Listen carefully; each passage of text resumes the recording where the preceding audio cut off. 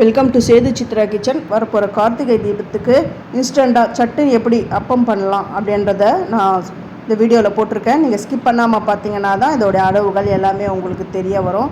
இதுக்கு வந்து நான் கோதுமை மாவு எடுத்திருக்கேன். ஒரு சின்ன கப்பில் ஃபஸ்ட்டு வெல்லம், அரை கப்பு வெல்லம் எடுத்துருக்கிறேன். அந்த வெல்லம் கரையிற அளவுக்கு தண்ணி விட்டு அதை வந்து அடுப்பில் வச்சு அப்படியே நான் கரைச்சிக்கிறேன். இது வந்து கம்பி பதம் வரணும்லாம் அவசியம் இல்லை. இந்த வெல்லம் கரைஞ்சாலுமே போதும். இது எல்லாம் நல்லா கரைஞ்சிடுது. இப்போ இதை ஆற விடுவோம். இப்போ வந்து ஒரு சின்ன கப்பில் கோதுமை மாவு எடுத்திருக்கேன். சில பேர் மைதாவில் கூட சேர்ப்பாங்க. நான் வந்து கோதுமையில் நான் சேர்க்குறேன். அரிசி மாவு வந்து நான் ஒரு ஸ்பூன் சேர்த்துக்கிறேன். ஒரு ஸ்பூன் ரவை. இதுக்கு வந்து உப்பு, தேவையான அளவு உப்பு, ஒரு 2 ஏலக்காவை அதில் சேர்த்துக்கிறேன்.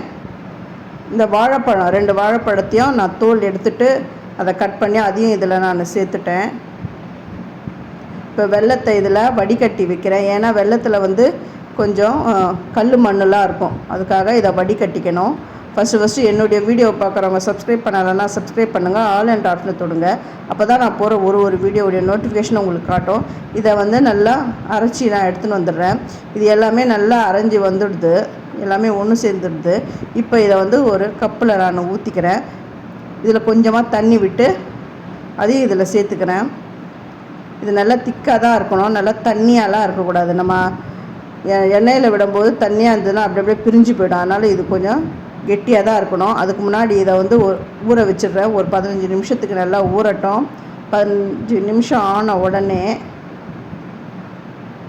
பாருங்கள், இந்த மாதிரி கெட்டியாக இருக்குது. தோசை மாவு பதத்தில் இருந்தால் கூட பரவாயில்ல. அதுக்கு ரொம்ப தண்ணியாலாம் இருக்கக்கூடாது. அடுப்பில் எண்ணெயை காய வச்சுருக்கிறேன். எண்ணெய் காஞ்சிட்டு தான் பார்த்துட்டு இப்போ நான் அதில் இந்த மாவை விடுறேன். அப்படி இது கொஞ்சம் அப்படியே உப்பி வரும் பாருங்கள். இப்படி உப்பி வருது, நல்லா உப்பி வந்துடுது. இது அந்த ஓரங்களில் கொஞ்சம் நல்லா செவந்து வரணும். இது சீக்கிரம் இது வெந்துடும்.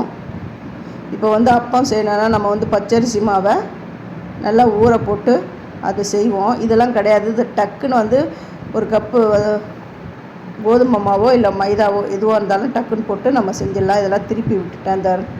நல்லா திருப்பி விட்டுட்டேன். இப்போ நான் இன்னும் நான் விடுறேன் பாருங்கள். ஆனால் மாவு வந்து நல்லா கெட்டியாக இருக்கணும். கொஞ்சம் தண்ணியாக இருந்ததுன்னா அது பிரிஞ்சு போயிடும். சூப்பரான அப்பம் ரெடி ஆகிடுது. இந்த டேஸ்ட்டு செம்மையாக இருக்கும். இது எப்படி வந்ததுன்னு சொல்லிவிட்டு நான் கடைசியில் அதை எடுத்து பிச்சு காட்டுறேன் பாருங்கள். நல்லா சாஃப்டாகவும் இருக்கும். ரொம்ப சாஃப்டான அப்பம், கோதுமை அப்பம் ரெடி ஆகிடுது. இதை நீங்கள் உங்கள் வீட்டில் செஞ்சு பார்த்துட்டு எப்படி வந்ததுன்ட்டு எனக்கு கமெண்ட் பண்ணுங்கள், லைக் பண்ணுங்கள், ஷேர் பண்ணுங்கள். நல்லா சாஃப்டான கோதுமை அப்பம் ரெடி ஆகிடுது. இதை வந்து கட் பண்ணி காட்டுறேன், எப்படி இருக்குதுன்னு பாருங்கள். நல்லா இது எல்லாருக்குமே ரொம்ப ரொம்ப பிடிக்கும். இது டேஸ்ட்டும் அட்டகாசமாக இருக்கும். இந்த பாருங்கள், சூப்பராக இருக்குது பாருங்கள். தேங்க்யூ.